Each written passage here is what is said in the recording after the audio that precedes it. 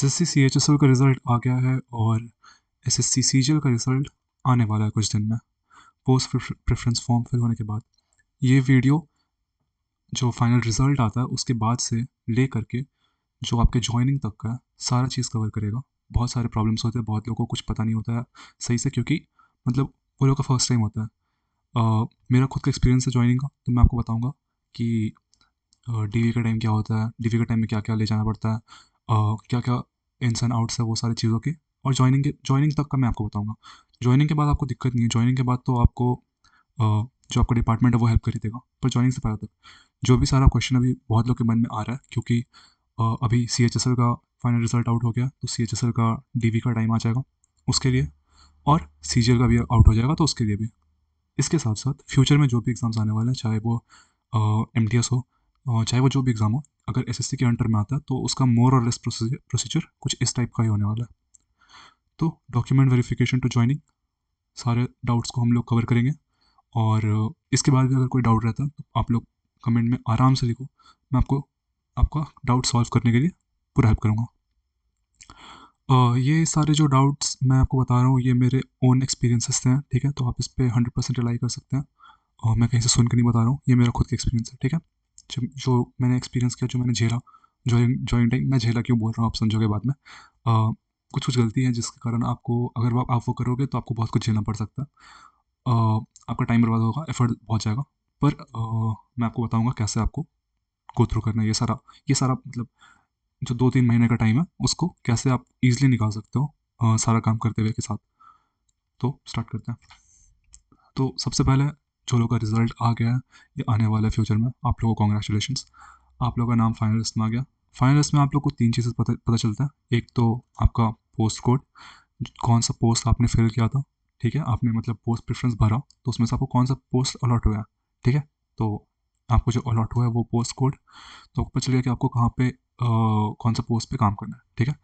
Next है location. अब कुछ पोस्ट ऐसे होते हैं जिनका ऑब्वियस होता है कि लोकेशन कहाँ पे होने वाला है, जैसे दिल्ली बेस्ड पोस्ट होते हैं जो कंफर्म होते हैं कि हाँ, not only in A S O, जो सी एस एस वगैरह होते हैं, उसके अलावा भी जैसे ए एफ एच की हो गया, एम ई ए हो गया, बहुत सारे पोस्ट हैं जिनका हेड क्वार्टर्स मेनली दिल्ली ही होता है। तो आपको समझ में आ जाएगा कि हाँ मेरा हेड क्वार्टर्स यहाँ पे होने वाला है, या फिर आपको अराउंड अराउंड समझ में आ जाएगा कि हाँ मेरे रैंक इस टाइप पे बन रहे हैं तो मुझे कहाँ पे मिल सकता है, अगर आपने स्टेट वाइज वैकेंसी चेक कर लिया होगा तो आपको पोस्ट कोड आपका पोस्ट कोड पता चल जाएगा, आपको आपकी लोकेशन पता चल जाएगी जो आपकी होने वाली है।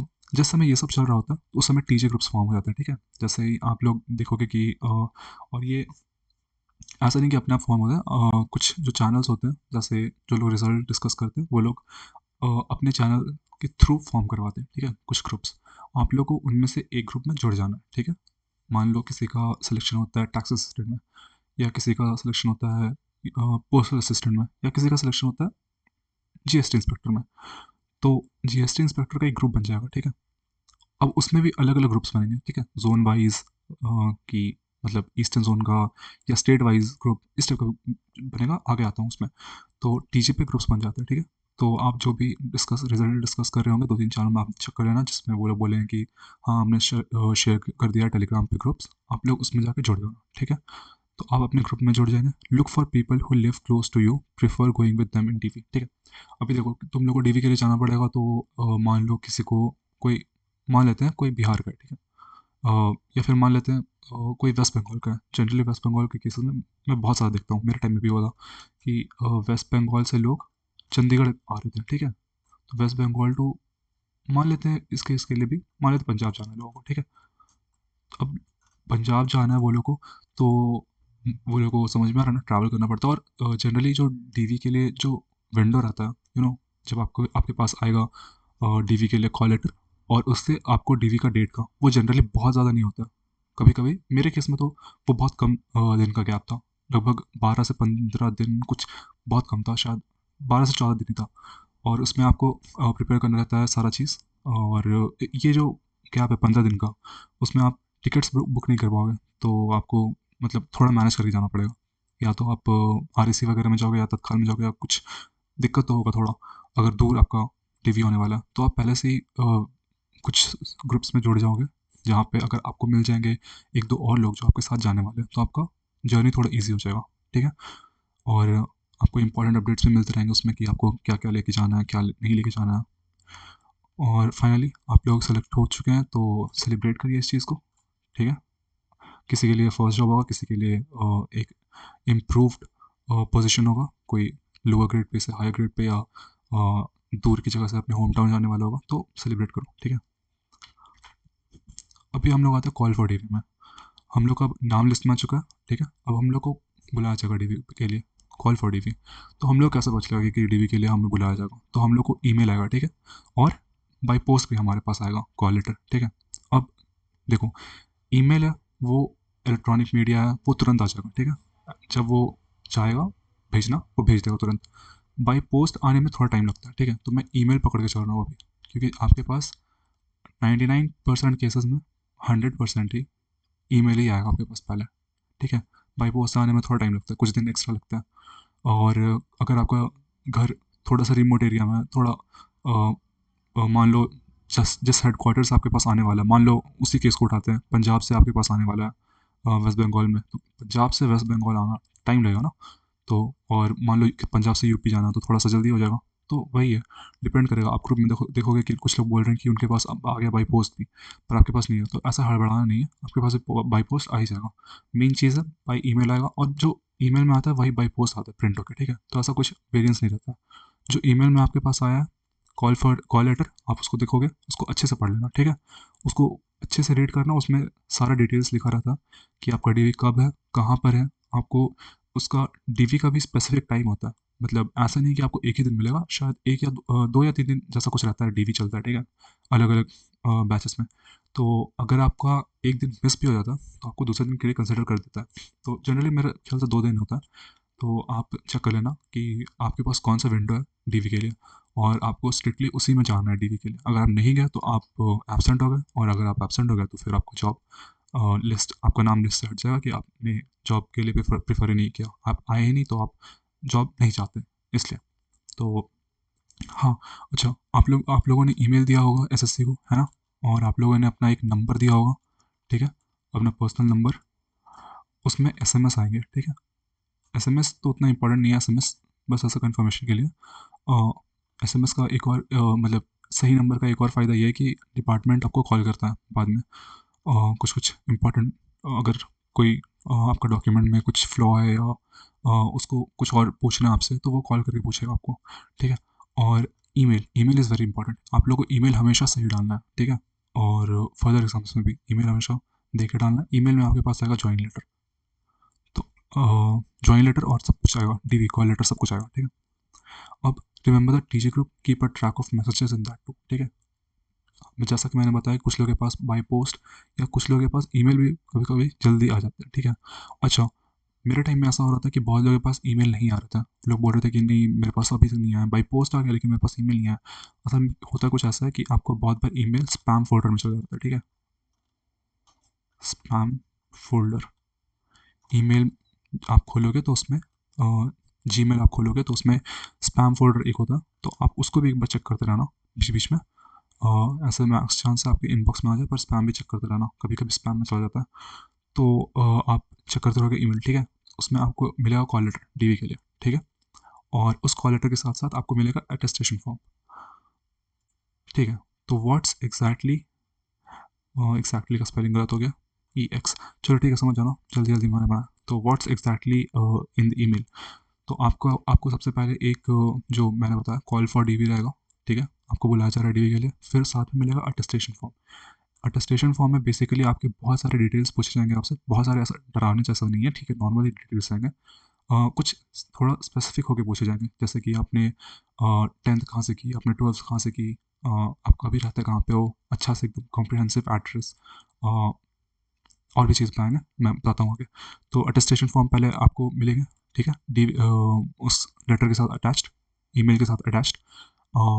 Your DV dates and DV location, मैंने आपको बताया, आपको डीवी डेट और आपके डीवी लोकेशन आपको पता चलेंगे। Perform of a medical certificate and character certificate, इस पे मैंने अलग से एक स्लाइड बना रखा है, इस पे मैं बाद में आऊँगा, ठीक है। मेडिकल और कैरेक्टर पे make sure to get extra copies of attestation form. आप जैसे निकालोगे अटेस्टेशन फॉर्म, अटेस्टेशन फॉर्म में क्या होता है ना कि मान लो एक ऐसा फॉर्म है, ठीक है, एक पेज का नहीं होता, 3-4 पेजेस का होता है।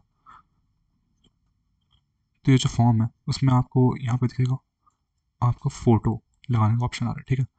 यहाँ पे आपका नेम है, फादर्स नेम, मदर्स नेम, जो डिटेल्स होते हैं ना आपके अटेस्टेशन फॉर्म में वही होते हैं, ठीक है। अब अटेस्टेशन फॉर्म आपके पास एक आएगा, लेकिन आपको बोला जाएगा जो आपके कॉल फॉर डीवी है ना, इसमें इंस्ट्रक्शंस लिखे रहता है, इसको अच्छे से पढ़ना है, इसलिए मैं बोल रहा हूँ। तो जो आपको कॉल फॉर डीवी है उसमें लिखा रहेगा कि आपको कितने अटेस्टेशन फॉर्म बनाने हैं, ठीक है। आपके पास एक अटेस्टेशन फॉर्म का प्रिंट आ गया, मतलब ये आ गया कॉपी जैसा, कि ये लो ये अटेस्टेशन फॉर्म है, इसमें मान लो नेम लिखा हुआ है, बगल में ब्लैंक है, ठीक है। ऐसे ऐसे करके बहुत सारा फील्ड बना हुआ है, ठीक है। अब आप उस अटेस्टेशन फॉर्म को लोगे, उसमें लिखा रहेगा आपकी कॉल फॉर डीवी में कि आपको मान लो इसके 5 कॉपी बनाने हैं, ठीक है। अब बोलोगे 5 कॉपी में 5 अलग अलग चीज़ें लिखना है? नहीं, जो एक अटेस्टेशन फॉर्म है उसमें जो 3-4 पेजेस है वो आप लिखोगे, सेम चीज़ को आप रिपीट करोगे 5 बार, ठीक है। 5 कॉपी बनाना है तो 5 अटेस्टेशन फॉर्म निकालना पड़ेगा और 5 बनाना पड़ेगा। तो ये रूल्स होते हैं, पता नहीं क्यों पर वो बनवाते हैं। अब जितने आपको बोलेंगे आपको बनवाना पड़ेगा, मेरे ख्याल से 5 ही बनवाते हैं, कुछ कुछ लोगों के 3 भी बनवाते हैं। तो आप देख लेना कितना आपको बोलता है बनवाने के लिए।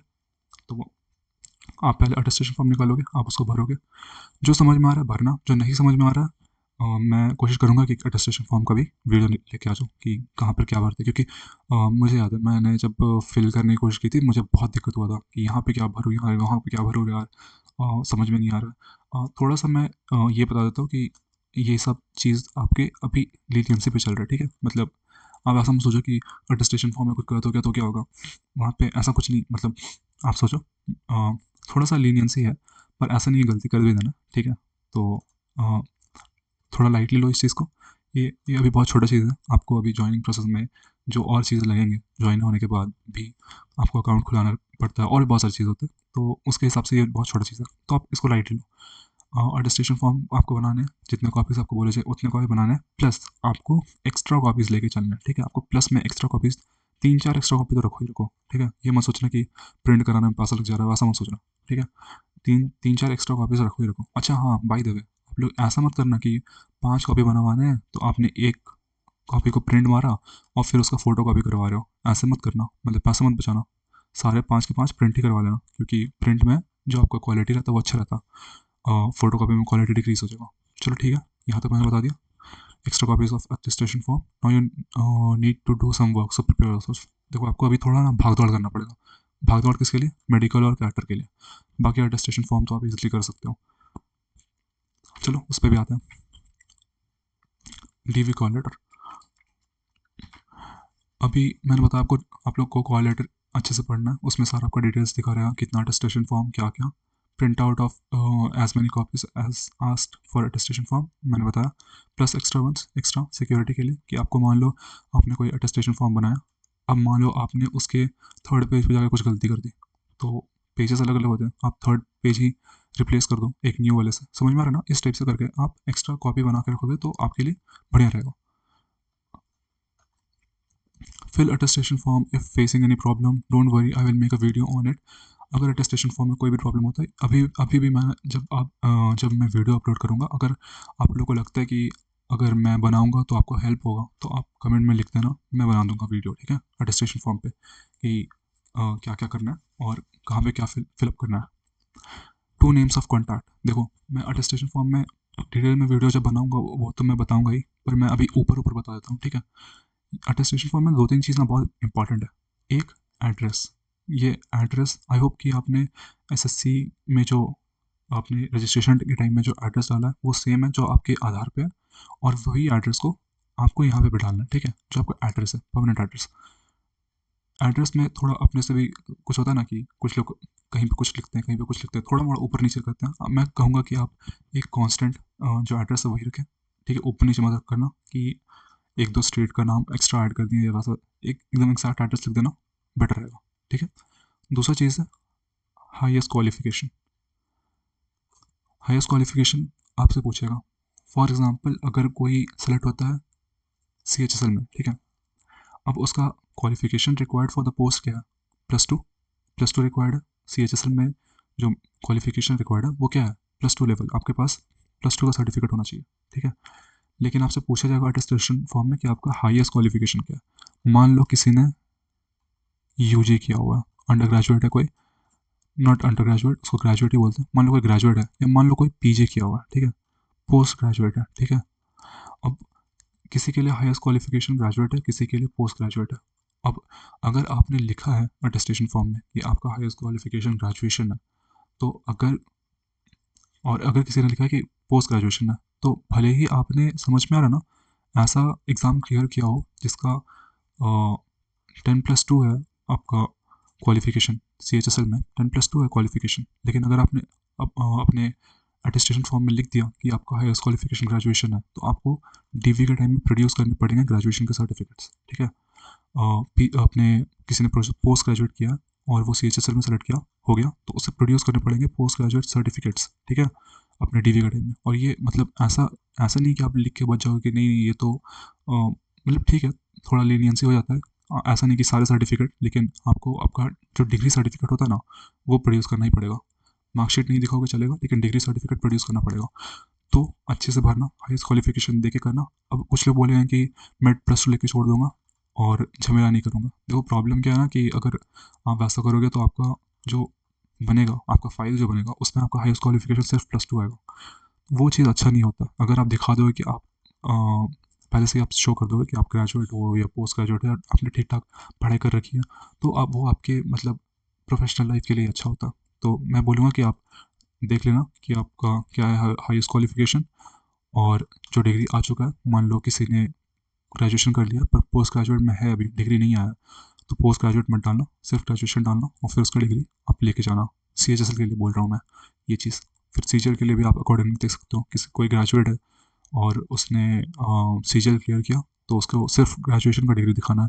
कोई पोस्ट ग्रेजुएट है, उसने CGL क्लियर किया और उसने अटेस्टेशन फॉर्म में डाला कि मैंने हाईएस्ट क्वालिफिकेशन पोस्ट ग्रेजुएशन की है, तो उसे पोस्ट ग्रेजुएट की भी डिग्री दिखानी पड़ेगी। डीवी में आप लोग को बोला जाता है कि 2 नेम ऑफ कॉन्टैक्ट डालो, ठीक है।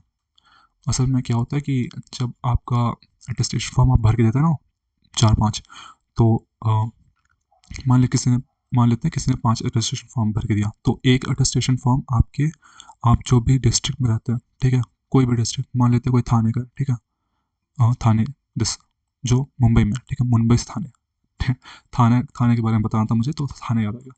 तो कोई अगर थाने में रहता है, तो उसके थाने में, उसके सिटी के थाने में आएगा वो अटेस्टेशन फॉर्म जो आपने फिल करके दिया है, ठीक है। आपने फिल करके दिया किसको? डिपार्टमेंट को। डिपार्टमेंट डीवी करा रहा है ना, आपका जो भी डिपार्टमेंट है वो आपके थाने, आपके सिटी के थाने में भेजेगा वो अटेस्टेशन फॉर्म, कि ये लो, ये आपके थाने के अंदर में जो जगह है, वहाँ में से वो जगह में से कहीं पे एक जगह पे रहता है ये बंदा।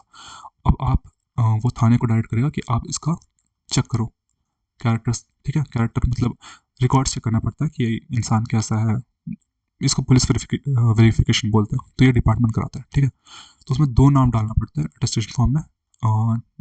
एक मैंने अपना दोस्त का डाला था, दूसरा भी मैंने अपना दोस्त का ही डाला था। प्रॉब्लम ये था कि ये दोनों बंदे जो थे वो बाहर रहते थे, मतलब मैं जहाँ रहता था जिस सिटी में, उस सिटी से बाहर चले गए थे पढ़ने के लिए।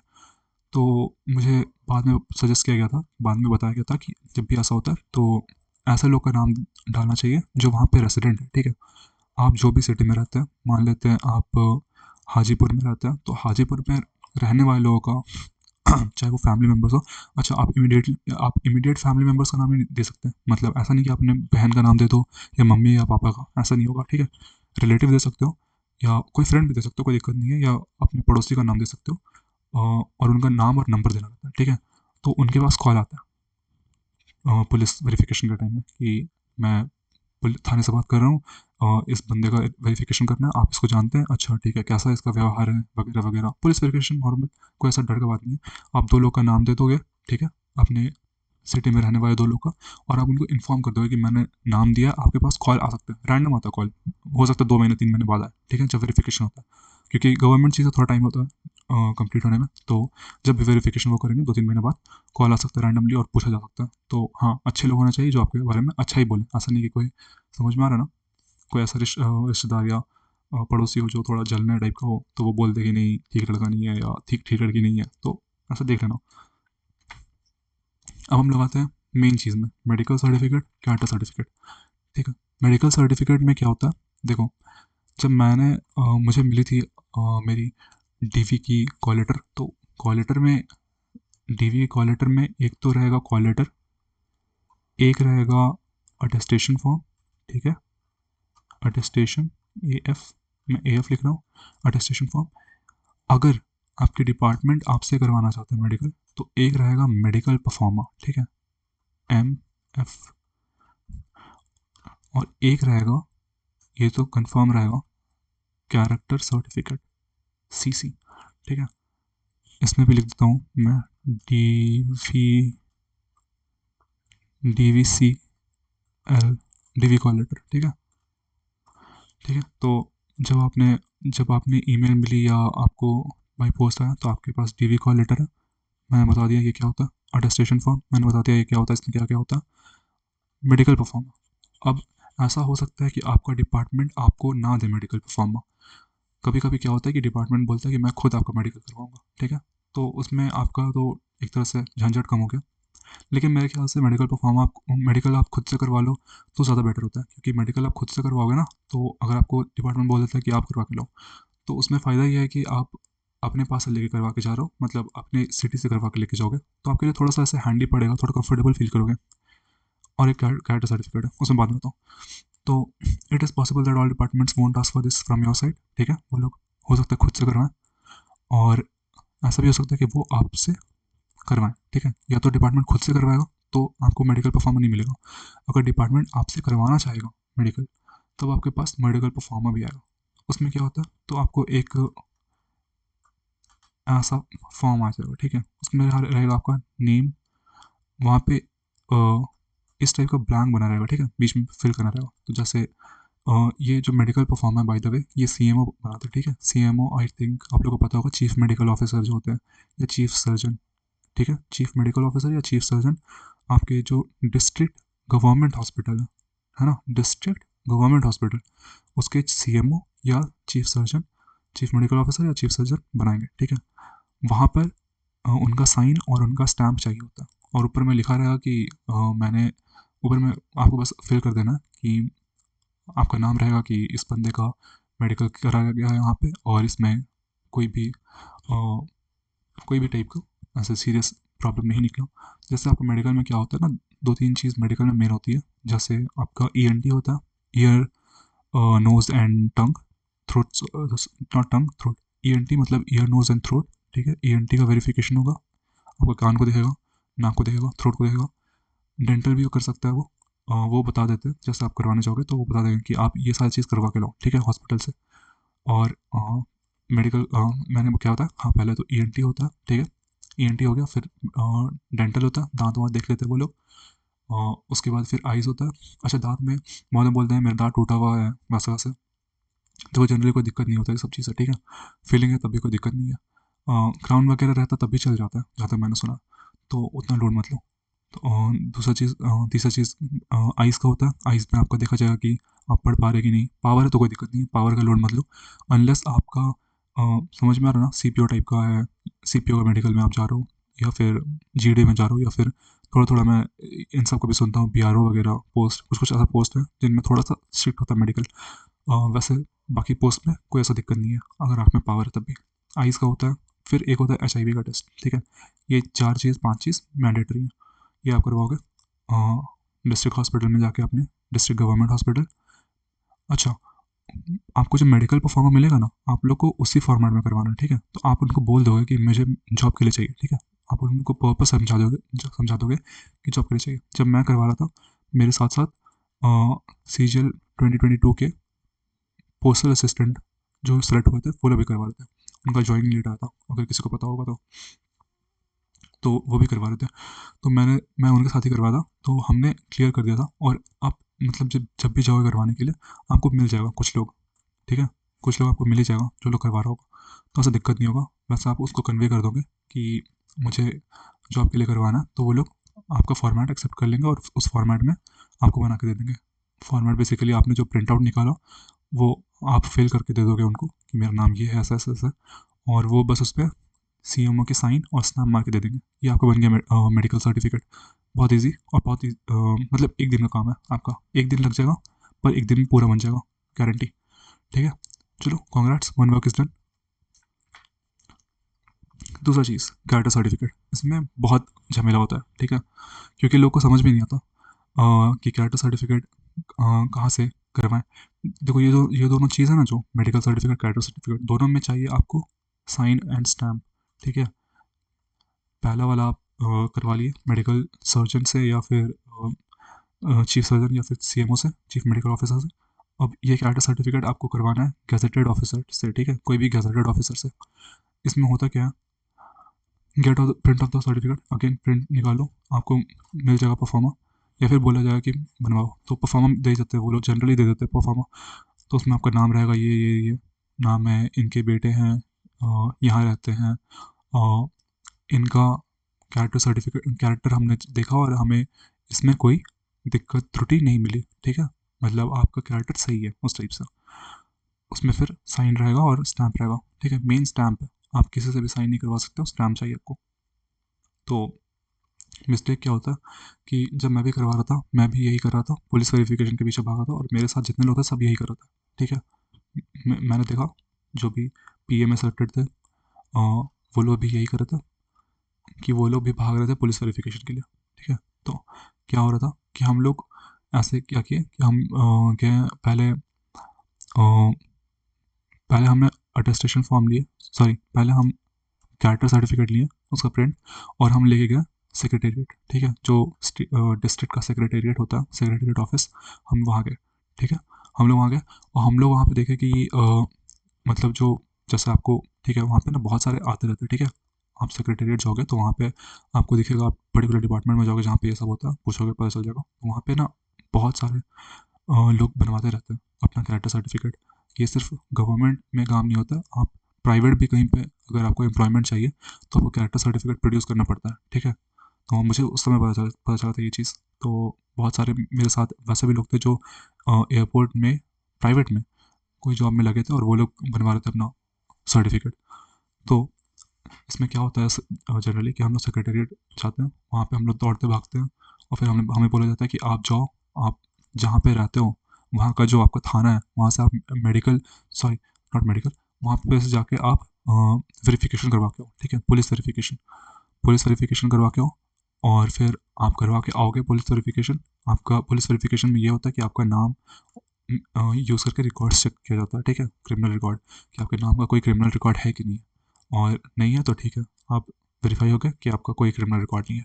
अब आप ये जो पुलिस वेरिफिकेशन करवाया आपने, आप इसको ले जाके वापस से सेक्रेटेरिएट में दोगे, ठीक है, सेक्रेटेरिएट में आपने दिया। अब वो उसके बेसिस पे एक अपना लेवल का निकालेंगे फॉर्म जैसा, जिसमें लिखा रहेगा, आपका फोटो रहेगा, नाम रहेगा कि हाँ हमने चेक किया और इसका कोई ऐसा रिकॉर्ड नहीं क्रिमिनल। अब उसके साथ आप लगाओगे अपना अटेस्टेशन फॉर्म, ये जो था, और ये दोनों को ले जाके आप कोई, जैसे हमारे केस में हम कोशिश कर रहे थे, हम लोग जितने भी लोग थे हम लोग कोशिश कर रहे थे कि ये जो हमारा कैरेक्टर सर्टिफिकेट है इस पे किसी तरह एसपी सर का साइन हो जाए, ठीक है। We were running after superintendent of police, and he, this is a very big post, ठीक है, और ये पोस्ट वाले लोग फ्री भी नहीं होते। तो प्रॉब्लम ये हो रहा था कि हमें सर मिल नहीं रहे थे, वो एनी टाइम, समझ में आ रहा ना, कभी किसी केस पे कभी किसी केस में निकले हुए थे बाहर, वो सेक्रेटेरिएट पहुंच नहीं पा रहे थे, ठीक है। और उस समय दिक्कत ये भी हो रहा था कि हमें, जैसा कि मैंने बताया, मुझे बहुत कम टाइम मिला था, ठीक है, 10-12 दिन जैसा टाइम मिला था, बहुत कम टाइम मिला था।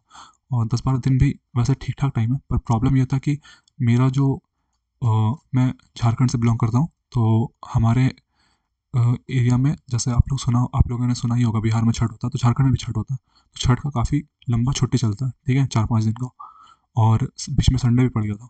तो ये जो 10-12 दिन का टाइम था ना, ये घूम फिर के मेरे पास 6 दिन ही बचा था, ठीक है, 6 दिन। एक दिन लग गया समझने में कि करना क्या है, एक दिन लग गया मेडिकल करने में, और बाकी एक दिन लग गया पुलिस वेरिफिकेशन में, मतलब, और मतलब बहुत कम टाइम मेरे पास, 2 दिन था मेरे ख्याल से करने के लिए, कैरेक्टर के लिए, और बहुत मुश्किल हो रहा था। तो आप थोड़ा पहले से हाथ पैर मारना स्टार्ट कर देना, ठीक है।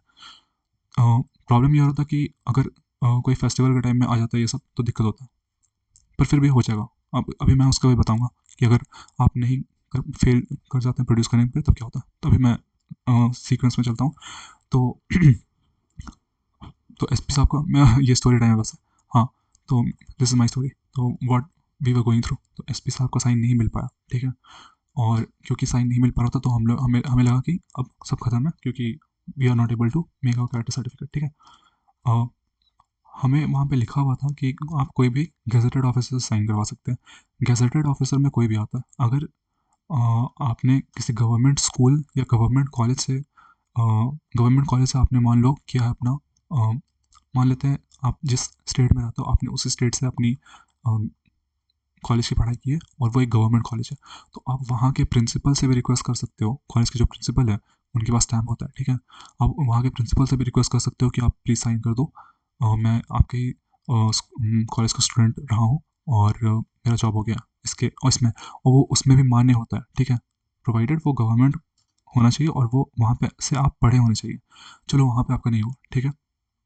आप जैसे मेरे पापा टीचर थे तो जो स्कूल के हेडमास्टर होते हैं ना, मैं उनसे भी साइन करवा सकता था। ये मुझे डीवी में बता रहे थे, जो हमारा डीवी कंडक्ट करते थे वो लोग बता रहे थे मुझे कि तुम्हारे पापा टीचर थे, तो मेरे पापा गवर्नमेंट टीचर है, तो उन्हें वो बोल रहे थे कि आपके जो पापा के हेडमास्टर हुए, जो स्कूल के जिस स्कूल में आपके पापा पोस्टेड है उसमें उसके जो हेडमास्टर हुए, उनसे भी आप साइन करवा सकते हो, वो भी वैलिड होता है।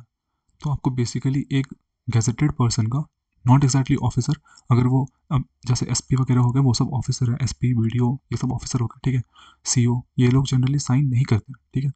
अगर थोड़ा आपका कॉन्टैक्ट्स है या थोड़ा आप रिक्वेस्ट करोगे तो साइन हो जाता है, लेकिन जनरली नहीं करते हैं। तो आपको फिर अगर इनसे बात ना बन पाए, पहले कोशिश कर लो, सॉरी, पहले कोशिश कर लो इधर करवाने का। अगर इनसे बात ना बन पाए तो फिर आप इधर जाओ। इधर मतलब किधर, अपने, अगर गवर्नमेंट कॉलेज से किया है तो वहाँ के प्रिंसिपल, ठीक है, उस टाइप से करके, या किसी स्कूल के हेडमास्टर, उस टाइप से आप करके जाओ, ठीक है। All you need is a sign from a gazetted officer और अ पर्सन विद स्टैम्प, ठीक है। Other options, person with stamp पर वो गवर्नमेंट पर्सन होना चाहिए। बाय द वे, आप जैसे पिछले वाले मेडिकल सर्टिफिकेट में आपने सीएमओ का साइन दिया था ना, आप चाहो तो सीएमओ का साइन कैरेक्टर सर्टिफिकेट पे भी ले सकते हो, वो भी एक तरह से वैलिड होगा। बस वही, वो साइन नहीं करेंगे, ठीक है। तो जनरली पुलिस वेरिफिकेशन कराने का फ़ायदा ये होता है कि अगर आप रिक्वेस्ट करते हो किसी गवर्नमेंट ऑफिसर से, चाहे वो बीडीओ हो, सीओ हो, नॉट एग्जैक्टली एसपी, क्योंकि एसपी बिजी होते हैं, ऑब्वियसली वो सब बड़ा पोजीशन है, वो लोग बिजी होंगे। लेकिन आप बीडीओ या सीओ इस टाइप के लोग से अगर रिक्वेस्ट करोगे और पुलिस वेरिफिकेशन अपना दिखा दोगे तो ज़्यादा चांस है कि वो लोग भी कर देंगे साइन, ठीक है। Making it is difficult in short time, जैसा मैंने आपको बताया, मुझे बहुत छोटा विंडो मिला था। हमारे यहाँ फेस्टिवल भी था जिसके कारण छुट्टी था ऑफिस, और ऐसे भी बहुत कम टाइम मिला था, तो उसके कारण थोड़ा हड़बड़ी हो गया था और मुझे कुछ पता भी नहीं था कि कैसे क्या होगा। What will happen if you fail to produce this certificate on DV day, ठीक है। I fail to do so by the way during my journey, ठीक है। तो जैसे मैंने बताया कि मुझे बहुत दिक्कत हुआ था और मेरा रात का ट्रेन था, ठीक है। मुझे जाना था रात की ट्रेन में, और मैं, आज रात का मान लो ट्रेन है और मैं शाम तक दौड़ ही रहा हूँ बनवाने के लिए, ऐसा हाल हो गया था। लेकिन मेरा नहीं बन पाया था कैरेक्टर सर्टिफिकेट, तो मैंने फिर कॉल किया, ठीक है। आपका जैसे एक चीज़ मैं यहाँ पे मिस कर गया, ये जो आपका आपने जो नंबर दिया ना एसएससी को, एसएससी आपकी नंबर को यूज़ करके आपको एक ग्रुप में डाल देगी। एसएससी अपने साइड से ये करती है, ठीक है। ये टेलीग्राम वाला तो आप खुद से ज्वाइन होते हो, एसएससी अपने साइड से ये करती है कि आपको मान लो डिपार्टमेंट मिला, मुझे मिला था इनकम टैक्स डिपार्टमेंट, ठीक है, आईटी, इनकम टैक्स डिपार्टमेंट। तो इन्होंने मुझे ये जो नंबर मैंने रजिस्ट्रेशन के टाइम में दिया था, ये नंबर लेके मुझे खुद से ऐड कर दिया था एक ग्रुप में, ठीक है। और उस ग्रुप में कुछ सेलेक्टेड लोग थे जो डिपार्टमेंट के जो हेडक्वार्टर्स है वहाँ से, कुछ इंस्पेक्टर्स भी थे, इनकम टैक्स इंस्पेक्टर्स, कुछ टैक्स असिस्टेंट भी थे जो हमें गाइड करते थे हमारे क्वेश्चंस पे। अभी मैं कहाँ पे था, यहाँ पे था, ठीक है। तो हाँ, तो मुझे क्या हुआ था, मैं फेल कर गया था प्रोड्यूस करने के लिए, तो मैंने पहले बात कर ली थी कि मैं नहीं ला पाऊँगा, क्या करूँ। तो मैं बहुत टेंशन में था, तो उन्होंने समझाया कि देखो ऐसा कोई दिक्कत नहीं है, अगर आप नहीं बुला पा रहे हो कोई दिक्कत नहीं है। और मुझे जाना था मेरे घर से बहुत दूर, मेरा घर है झारखंड, मैंने बताया, और मुझे पोस्टिंग मिली थी चंडीगढ़ में, ठीक है। चंडीगढ़ मेरा हेडक्वार्टर्स था, तो मुझे चंडीगढ़ जाना था। तो मैं गया वहाँ पे, मैंने डीवी वगैरह करवाई और मैंने बोला कि हाँ नहीं, मुझे मेरा कोशिश किया, मैंने नहीं बन पाया, ठीक है, कैरेक्टर सर्टिफिकेट। तो उन्होंने जो वो जैसे चेक करते हैं सारा, ठीक है, डॉक्यूमेंट तुम्हारा डीवी के टाइम में, चाहे तुम्हारा एजुकेशनल क्वालिफिकेशन हो, अगर तुम कास्ट सर्टिफिकेट चेक करेंगे, अगर तुम रिलैक्सेशन ले रहे हो वगैरह वगैरह, और तुम्हारा ये मेडिकल और कैरेक्टर, तो मैं सब चीज़ में उन्होंने टिक कर दिया। कैरेक्टर में उन्होंने बोला कि नॉट सबमिटेड, और वो बोले कि अभी तुम बहुत दूर से आए हो, और बाकी लोग के साथ भी ऐसा हुआ, ऐसा नहीं कि कोई मेरे साथ ही सिर्फ हुआ, कोई अगर दिल्ली का था उसके साथ भी यही हुआ। बोले कि ठीक है तुम लोग का डीवी हो गया, तुम लोग जाओ, तुम लोग ईमेल कर दो, ठीक है, अपने साइड से 2-3 दिन टाइम ले लो और ईमेल कर दो कैरेक्टर सर्टिफिकेट। तो इतना लीनियंसी शो करते हैं वो लोग, ऐसा नहीं कि आप उस दिन प्रोड्यूस करने में फेल कर जाओ तो तुरंत ही भगा देंगे, अनलेस कोई बहुत सीरियस प्रॉब्लम नहीं हो, जैसे कि आपके पास कास्ट सर्टिफिकेट नहीं हो, सही वैलिड नहीं हो, या आपका डीओबी मैच नहीं कर रहा हो, इस टाइप का चीज़ हो अगर, तो फिर दिक्कत हो सकता है। बाकी चीज़ें वो लोग लीनियंसी शो करते हैं, ठीक है। तो फेल टू प्रोड्यूस अगर नहीं प्रोड्यूस हो पाए तो ठीक है, एक बार बात कर लो, आपको जो नंबर्स मिलेंगे उसमें से वहाँ पे नंबर्स भी रहते हैं, जो कॉल लेटर रहता है उसमें, कि कुछ प्रॉब्लम हो तो इसमें कॉल कर लो, तो अभी वो बात कर लो कि मैं नहीं बना पा रहा हूँ वगैरह, और वो लोग 100% चांस है कि वो लोग समझेंगे उस बात को, और वो लोग बोलेंगे कि ठीक है कोई बात नहीं, आ जाओ अभी, बाकी बाद में ईमेल कर देना, ठीक है। तो इतना हड़बड़ाना नहीं है सब चीज़ में, हड़बड़ाना नहीं, में परेशान नहीं होना है, हड़बड़ाना तो है ही, बनाने के लिए थोड़ा हड़बड़ाना पड़ेगा, पर परेशान नहीं होना है। तो डीवी कंप्लीशन आपका हो जाएगा उस दिन, जिस दिन आपका डीवी है उस दिन आपका डीवी कंप्लीशन हो जाएगा, आपको मिल जाएगा कि हाँ आपने अपना डीवी सही से करवा लिया, और डीवी क्लियर हुआ इस बात का आपको उस दिन उस समय मिल जाएगा प्रमाण, प्रूफ, ठीक है। आपको बता दिया जाएगा कि हाँ आपका डीवी क्लियर हो गया, आपका सारा सर्टिफिकेट सब सही है, ठीक। If someone is remaining you will be director accordingly, जैसे मैंने बताया कि मैंने डीवी उस समय क्लियर नहीं किया था, तो मुझे ऐसा बोला गया कि ठीक है आप भेज दो ईमेल, और मैंने ईमेल भेज दिया, और उन्होंने कहा कि हाँ ठीक है हमने रिसीव कर लिया, और हमने चेक किया, और इट इज़ ओके, तो डीवी क्लियर हो गया, कोई ऐसा इशू नहीं हुआ। Now you have to wait for join letter, आपको वेट करना जॉइन लेटर के लिए, ठीक है। डीवी होने के, अब डिपार्टमेंट देखो, डीवी डिपार्टमेंट पे डिपेंड करता है, पहले एसएससी लेता था डीवी, अब डिपार्टमेंट पे डिपेंड करता है डीवी कब वो ले, और जॉइन लेटर भी डिपार्टमेंट पे ही डिपेंड करता है कि वो कब दे, ठीक है। कभी कभी जल्दी देता है, कभी कभी लेट देता है, तो वो डिपार्टमेंट टू डिपार्टमेंट डिपेंड करता है कि वो जॉइन लेटर कब देता है, ठीक है। माई ओरिएंटेशन ड्यूरिंग डीवी कंप्लीशन, देखो मैंने बताया कि मैं इनकम टैक्स डिपार्टमेंट में सेलेक्ट हुआ था, ठीक है, और ये डिपार्टमेंट बढ़िया डिपार्टमेंट है, आप लोगों को पता ही है। तो हमारे साथ ऐसा हुआ था ना कि हम गए थे डीवी के लिए, तो हमारे हमें एक चंडीगढ़ हम गए थे, हम लोग सब सारे लोग, तो हम लोग को वहाँ पर एक ऐसे रूम में बैठाया गया था, ठीक है, और वहाँ से हम लोग को बैच बना के 5-5 6-6 लोग का बैच बना के भेजा जा रहा था डीवी करवाने के लिए, और फिर हम लोग डीवी करवा के वापस रूम में आ रहे थे, और फिर सारे सारे लोगों को एक साथ छोड़ दिया गया था डीवी के बाद, कि हाँ सारे लोगों का कंप्लीट हो गया, ठीक है आप जाओ। तो जब हम लोग वहाँ पे रूम में बैठे हुए थे, तो आई रिमेंबर कुछ लोग आए थे इनकम टैक्स फेडरेशन से, और वो लोगों ने काफ़ी अच्छा ओरिएंटेशन दिया था, वो लोगों ने समझाया था कि कैसे आप इनकम टैक्स डिपार्टमेंट के एक एम्प्लॉय बनने वाले हो, और कैसे डिपार्टमेंट स्टैंड्स विथ यू, ठीक है। आप जिस भी डिपार्टमेंट में जाओगे, आपको समझ में आया कि कैसे आपका डिपार्टमेंट हमेशा आपके साथ खड़ा रहता है, ठीक है। डिपार्टमेंट वाइज कुछ कुछ अच्छे डिपार्टमेंट्स, बहुत कुछ कुछ डिपार्टमेंट्स बहुत अच्छे होते हैं, जैसे इनकम टैक्स डिपार्टमेंट, इसमें आपको बहुत सपोर्ट मिलता है डिपार्टमेंट के साइड से, ठीक है।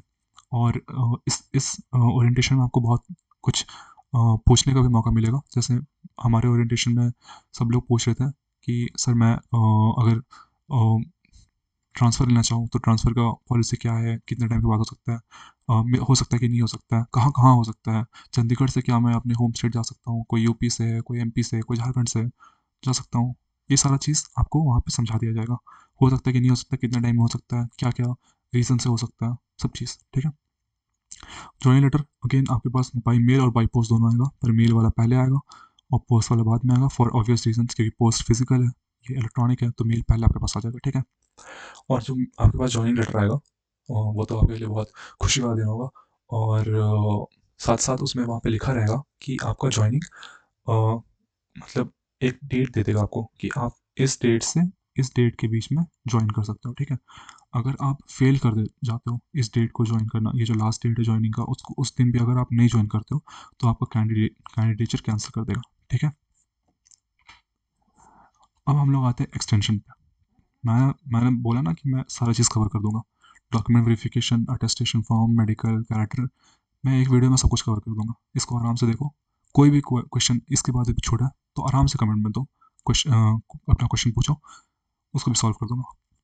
तो एक्सटेंशन, मैंने एक्सटेंशन भी लेकर रखा है, तो मैं तुम्हारा भाई सब कुछ बताएगा। अभी अभी हम लोगों ने लास्ट डेट फॉर ज्वाइनिंग, और अगर वहाँ पे ज्वाइन नहीं करते हैं तब क्या होता है, ठीक है। तो जैसे मैं जैसे हमारे पास क्या होता था ना कि जैसे हमारे ग्रुप में मेरे कुछ फ्रेंड्स बन गए थे, तो हम लोगों के पास जैसे मान लो 2 से 10 जनवरी आपके पास ज्वाइनिंग टाइम है, ठीक है, 2 से 10 जनवरी, ऐसा मैं रैंडम दे रहा हूँ। तो अगर आपने 5 तक ज्वाइन नहीं किया मान लो, ठीक है, या आप 6 तक ज्वाइन नहीं किया, तो आपके पास कॉल आएगा, ठीक है, नंबर जो आपने वहाँ पे दे रखा है उसी नंबर से आपके पास कॉल आएगा। और कॉल में आपसे पूछा जाएगा कि क्या बात है, आप ज्वाइन क्यों नहीं कर किया हो अभी तक और कब तक ज्वाइन करोगे, ठीक है। तो आपको ठीक से बता देना है कि सर, अगर आपको एक्सटेंशन लेना है तब के केस में मैं बात कर रहा हूँ। अगर आपको ज्वाइन करना है तो आप तो ज्वाइन कर ही लोगे, ठीक है। अगर आपको एक्सटेंशन लेना है तो आप उनको बोलोगे कि सर मुझे एक्सटेंशन लेना है, इसलिए मैंने ज्वाइन नहीं किया और मेरे सो एंड सो रीजन है, बीट मेरे एग्ज़ाम्स है, बीट मेरा तबीयत ख़राब है, बीट मेरे घर वाले घर में कुछ हो गया, पर्सनल रीजंस, कुछ भी हो, तो आपको रीज़न देना है। अब रीज़न आप ब्लफ नहीं कर सकते किसी को, आप ब्लफ नहीं कर सकते वहाँ पे, ठीक है। आपको रीज़न के साथ साथ वहाँ पे प्रूफ भी डालना पड़ता है, ठीक है। तो पहले एक्सटेंशन बढ़ाते हैं हम लोग अच्छे से कि एक्सटेंशन क्या है और कब ले सकते हैं। एक्सटेंशन इज़ बिफोर ज्वाइनिंग, ठीक है। बहुत लोग मेरे जो ग्रुप बने हुए थे व्हाट्सएप पे, उसमें ऐसा हुआ था कि बहुत लोग ज्वाइन कर लिया और फिर बोल रहे हैं सर मैं एक्सटेंशन कैसे लूँ। ज्वाइनिंग के बाद एक्सटेंशन नहीं मिलता है भाई, एक्सटेंशन हमेशा ज्वाइनिंग के पहले मिलता है। अगर एक्सटेंशन चाहिए तो ज्वाइन मत करो, ठीक है। एक्सटेंशन कैसा रहता है, तो आपका मान जैसे पुराना एग्जाम्पल मान लेते हैं, 2 से आपको 10 का टाइम दिया गया ज्वाइन करने के लिए और आपने ज्वाइन नहीं किया, तो आप या तो आप अगर मेल कर दोगे तो ठीक है, नहीं तो फिर उधर से कॉल भी आ जाता है कि आप ज्वाइन करने वाले हो, कब करने वाले हो, ऐसा करके। तो आप बता दोगे कि नहीं मेरे सो एंड सो रीज़न है। तो रीज़न क्या क्या हो सकते हैं, जनरली लोग पढ़ने के लिए एक्सटेंशन लेते हैं, ठीक है। तो आप एग्जैक्टली ऐसा नहीं बोलोगे कि मुझे पढ़ना है तो मैं 2 महीना एक्सटेंशन लेना चाहता हूँ। अच्छा, मैक्सिमम एक्सटेंशन का पीरियड 6 मंथ है, लिखा होगा, हाँ मैक्सिमम 6 मंथ्स है, ठीक है, एक्सटेंशन। तो आप 6 मंथ से ज़्यादा नहीं ले सकते हो, लेकिन मैंने जो मैक्स देखा है अपने मतलब अपने एक्सपीरियंस में, वो 3.5 मंथ्स था, ठीक है। मैंने अप्लाई किया था 3 मंथ के लिए, मुझे 2 मंथ्स के लिए मिला था, ठीक है। और मैक्स मैंने देखा था 3.5 मंथ्स। तो एक्सटेंशन 6 मंथ का, अगर कोई सोच रहा है कि 6 मंथ का मिल जाएगा तो बहुत मुश्किल है, अनलेस बहुत जेन्युइन रीज़न हो। तो ये जो मैंने देखा था 2 मंथ का, ये 3.15 मंथ का ये था कॉलेज एग्ज़ाम के कारण, ठीक है। किसी बंदे का कॉलेज एग्ज़ाम था और वो लास्ट सेमेस्टर में था, तो उसको 3.5 मंथ्स का मिल गया था कॉलेज कंप्लीट एग्ज़ाम कंप्लीट करके ज्वाइन करने के लिए। और ये जो 2 मंथ का मैं बता रहा, मैंने लिया था 2 मंथ का एक्सटेंशन। तो ये मैंने कैसे लिया था, मेरे एग्ज़ाम्स थे, ठीक है, मैंने स्टेट एग्ज़ाम में फिल कर रखा था और मेरे उस समय कौन से एग्ज़ाम थे मेरे लगे हुए, मेरे एक और कोई एग्ज़ाम लगे हुए थे, मेरे 2 एग्ज़ाम लगे हुए थे बेसिकली। तो एक स्टेट वाले एग्ज़ाम लगे हुए थे और अ, एक शायद कोई सेंटर का एग्ज़ाम लगा हुआ था। तो और दोनों में से किसी का एडमिट कार्ड नहीं आता, ठीक है। जैसा आप वहाँ पे लिखोगे ना कि मुझे एक्सटेंशन चाहिए, ठीक है, पढ़ना है, एग्ज़ाम आ रहा है, तो वो बोलेंगे कि आप एडमिट कार्ड अटैच करो। एडमिट कार्ड अगर आपके पास नहीं है, तो मेरे पास नहीं था, तो मैंने समझा दिया अच्छे से कि देखिए एडमिट कार्ड मेरे पास आया नहीं है और स्टेट वाले एग्ज़ाम में गारंटी नहीं है कब एडमिट कार्ड आ जाए, तो अभी तो मैं प्रोड्यूस नहीं कर पाऊँगा। तो उन्होंने समझाया कि देखो एडमिट कार्ड रहेगा तो फिर कंसिडर करेंगे, लेकिन नहीं रहेगा तो फिर दिक्कत हो सकता है। तो मैं अच्छा बोला, अच्छा ठीक है आप देख लीजिए। लेकिन हालाँकि वो लोगों ने मेरा कंसिडर कर दिया और 2 मंथ मेरे को दिया भी एक्सटेंशन। मेरा एक फ्रेंड था, उसके पापा का हैंड फ्रैक्चर हो गया था, ठीक है। वेस्ट बंगाल का था वो मेरा फ्रेंड।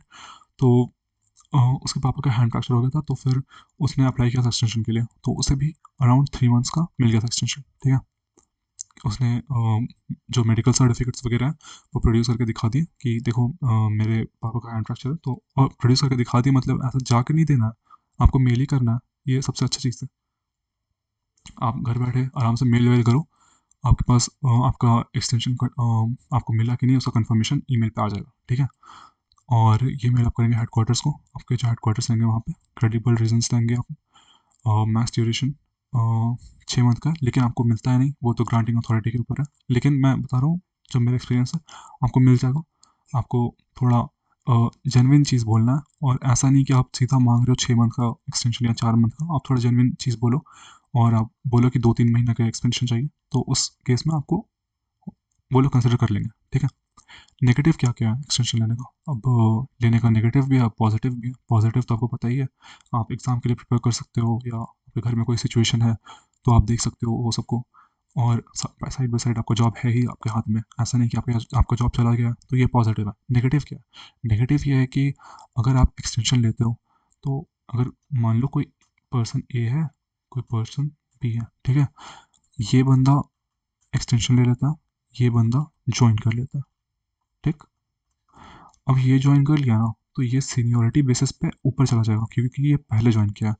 नो मैटर ये लोग का क्या एज गैप है वगैरह वगैरह, कुछ भी कोई स्कोर गैप कुछ नहीं देखा जाएगा। ये पहले ज्वाइन किया तो ये सीनियर हो गया सीनियरिटी बेसिस पे, ठीक है। सर्विस बेसिस पे ये सीनियर हो गया, क्योंकि ये एक दिन पहले भी ज्वाइन किया तो ये सीनियर हो गया, आप जूनियर हो गया। इससे दिक्कत क्या है कि जब आप प्रमोशन तक अगर आप जाने को सोचते हो, अगर किसी को कोई लोअर ग्रेड में ज्वाइन कर रहा है, मान लो एमटीएस या सीएचएसएल बन रहा है, सीएचएसएल में ज्वाइन कर रहा है, तो उसके लिए कोई दिक्कत नहीं है, क्योंकि उसे पता है कि उसे दूसरा एग्जाम निकालना है और फिर आगे बढ़ जाना है। पर अगर कोई सीजीएल में ज्वाइन कर रहा है तो उसके लिए थोड़ा सा प्रॉब्लम हो सकता है, क्योंकि आप देख रहे हो कि मतलब प्रमोशंस में काफ़ी मारा मारी होते रहते हैं, ठीक है, चाहे वो कोई भी पोस्ट हो, प्रमोशंस में काफ़ी मारा मारी होती है। लेकिन अगर आपने ज्वाइन नहीं किया टाइम पे, तो आपका सीनियरिटी बेसिस कम मतलब आप सीनियरिटी बेसिस में जो लोग ज्वाइन कर चुके हैं उनसे छोटे पड़ जाओगे, ठीक है। ये सीनियरिटी बेसिस में छोटा हो जाएगा, ये सीनियरिटी बेसिस में ऊपर भाग जाएगा। अब जब प्रमोशन का बात आएगा तब इसका प्रमोशन पहले होगा, इसका पहले नहीं होगा, इसका बाद में होगा, ठीक है। तो ये सबसे बड़ा नेगेटिव है एक्सटेंशन का, ठीक है। आप सीनियरिटी बेसिस में नीचे चले जाते हो आपके अपने साथ वाले बैच के लोगों के साथ, ठीक है। मतलब इसने भी सीजीएल 2024 निकाला, आपने भी वही निकाला, लेकिन ये पहले ज्वाइन कर लेता है और आप बाद में ज्वाइन करते हैं, उससे यही चीज़ होगा कि ये सीनियरिटी बेसिस पे ऊपर चला जाएगा। और जितने दिन आप डिले करोगे उतने दिन के लिए उतने दिन प्लस ये चला जाएगा सीनियरिटी बेसिस पे, यानी कि अगर आपने 2 महीने का एक्सटेंशन ले लिया तो ये आपसे 2 महीना सीनियर चला जाएगा, ठीक है। तो ये सबसे बड़ा एक ड्रॉबैक है प्रमोशन एस्पेक्ट से देखा जाए तो।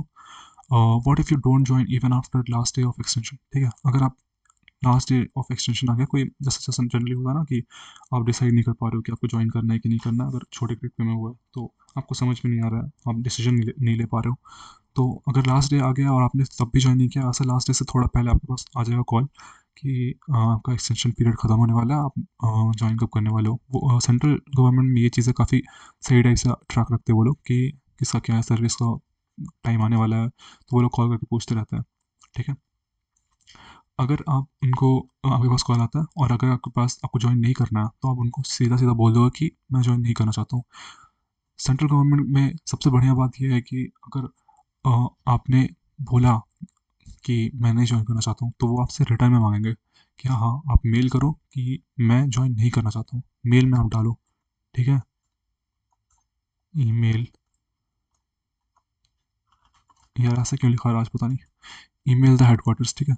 आपको मेल करना पड़ेगा और आपको स्टेट करना पड़ेगा रीजंस कि मैं क्यों नहीं जा रहा हूँ, जैसे मुझे हायर स्टडीज़ करनी है या मुझे दूसरे एग्ज़ाम का प्रिपरेशन करना है, कुछ भी हो सकता है। ऐसा नहीं कि उसके लिए अब आपको कुछ अलग से लगाना पड़ेगा, अटैच करना पड़ेगा कि हाँ मैं इस एग्ज़ाम के लिए प्रिपेयर कर रहा हूँ, वैसा कुछ नहीं है। पर हाँ, आपको अपने साइड से लिखना पड़ेगा कि मैं नहीं ज्वाइन करना चाहता हूँ, और फिर तब वो टर्मिनेट करेंगे आपका ऑफर लेटर। अभी तक वो ऑफर लेटर ही है, क्योंकि आपने ज्वाइन नहीं किया, तो आपका सर्विस लेटर नहीं है वो ऑफर लेटर ही है, ठीक है। तो how can your offer letter be terminated? तो if you want your offer letter to be terminated, अगर आपको अपना ऑफर लेटर टर्मिनेट करवाना पड़ता है, ऐसा नहीं कि आप टालते रहोगे, वैसा नहीं होता है, आपको टर्मिनेट करवाना पड़ेगा। तो टर्मिनेट करवाना पड़ता टर्मिनेट करवाने की अगर आपको नीड है, आपने सोचा है कि मैं अब नहीं ज्वाइन करूँगा इसे, तो आप सिंपली एक ईमेल लिखो अपने हेडक्वार्टर्स को कि मैं नहीं ज्वाइन करना चाहता हूँ। आपके पास कंफर्मेशन आ जाएगा, फिर आपके पास एक ऑफर टर्मिनेशन लेटर का ईमेल भी आएगा, ठीक है। वो ऑफर टर्मिनेशन लेटर आप अपने पास रख लो, ठीक है। बाई पोस्ट भी आ जाता है ये। तो जितना भी चीज़ हो रहा है, अगर आपने एक्सटेंशन लिया, तो एक्सटेंशन का भी आपके पास जो ईमेल आया वो भी बाई पोस्ट आता है, सारा चीज़ ईमेल पे भी आएगा, पोस्ट पे भी आएगा, ठीक है। एक्सटेंशन का, टर्मिनेशन का, सब चीज़ होगा ईमेल पोस्ट दोनों पे। तो यही था, सिंपल सा प्रोसेस है अपना एक्सटेंशन लेने का भी। और अगर एक्सटेंशन लेके अगर आपने सोचा है कि चलो ठीक है मैं इसे नहीं ज्वाइन करूँगा, मैं दूसरा चीज़ ज्वाइन करूँगा या मैं कुछ और पढ़ूंगा, कुछ भी उस टाइप का, तो टर्मिनेशन का भी हमने देख लिया। आफ्टर ज्वाइनिंग क्या होता है? After joining questions can be easily solve with department senior coworkers, ठीक है। तो आफ्टर ज्वाइनिंग बहुत सारी चीज़ें होते हैं, जैसे कुछ आपको अकाउंट्स खुलवाने होते हैं, जिसमें आपको सैलरी अकाउंट आपको खुलवाना होता है बेसिकली, ठीक है। एक सैलरी अकाउंट हो गया, ऐसे 2-3 चीज़ होते हैं। एक तो आईडी भी बनवाना पड़ता है अपना, सर्विस आईडी, तो वो सारा चीज़ होता है। तो वो जो होता है ना, वो एक तरह से इस टाइप का चीज़ होता है कि जैसे मैंने आपको बताया ना, आपका डिपार्टमेंट आपको समझ में आया कि आपका डिपार्टमेंट एक आपका न्यू फैमिली बन जाता है। तो वहाँ पे आप अपने सीनियर्स या कोवर्कर से हेल्प लेके कर सकते हो, ईज़िली कर सकते हो, ठीक है। और जिस दिन आपने जॉइन किया, उस दिन के बाद आपका 2 ईयर का, उस दिन से आपका 2 ईयर का प्रोबेशन पीरियड शुरू होता है। इस प्रोबेशन पीरियड में आपके सर्विस को असेस किया जाएगा। जनरली देखा जाता है, जैसे प्राइवेट सेक्टर में होता है ना ऐसा, कि आपको प्रोबेशन में रखा गया तो आपको अपने आप को प्रूव करना है कि हमेशा थोड़ा उस टाइप का लीनियंसी है गवर्नमेंट सेक्टर में, उस टाइप की चीज़ से, कि ऐसा नहीं कि आपके ऊपर बहुत प्रेशर है कि अपने आप को प्रूव करना है। लेकिन हाँ, आप अब ऐसा टाइम नहीं है कि आप गवर्नमेंट सेक्टर में जाओ और आप काम ना करो। ऐसा लोग जो अ, बना के रखे हैं अभी भी थॉट, कि हाँ गवर्नमेंट एग्जाम का प्रिपरेशन कर रहा है, कुछ नहीं करेगा इसलिए कर रहा है, कुछ नहीं करना ऑफिस में जाके। ऐसा नहीं है। आप कोई भी अगर आप जॉब ज्वाइन करोगे, आपको काम करना ही पड़ेगा। और सेंट्रल गवर्नमेंट के जॉब में तो डेफिनेटली करना पड़ेगा, ठीक है। तो ये सब दिमाग से बात निकाल देना कि काम नहीं करना पड़ेगा, करना पड़ेगा, पर जो आपका हेक्टिक लाइफस्टाइल होता है प्राइवेट जॉब्स में, वैसा नहीं रहेगा, ठीक है। तो 2 साल का प्रोबेशन पीरियड स्टार्ट हो जाएगा आपका, और उसको कंप्लीट करने के बाद आप परमानेंट हो जाओगे। पर क्योंकि ये गवर्नमेंट जॉब है, तो आप कह सकते हो कि आप डे 1 से ही परमानेंट हो। अगर इसके बाद भी आपके कुछ क्वेश्चन हैं तो कमेंट करें, ठीक है। मैं आपको रिप्लाई करूँगा, या फिर अगर कुछ उसमें वीडियो बनाने की नीड पड़ती है तो मैं वीडियो भी बनाऊँगा। और ठीक है, ऑल द बेस्ट। और जो भी लोग सेलेक्ट हो रहे हैं सीजीएल से, तो वो अगर ये वीडियो देख रहे हैं तो आप प्लीज़ अपना बताएं किस पोस्ट में आप सेलेक्ट हुए हैं। चलिए, ऑल द बेस्ट। पसंद आया हो तो एक लाइक और एक सब्सक्राइब। और अगर इस वीडियो ने हेल्प किया तो अपने फ्रेंड्स को भी ये शेयर कर दो, ताकि वो लोग को भी समझ में आ जाए कि कैसा कैसा प्रोसेस होने वाला है, क्या करना है। Thank you.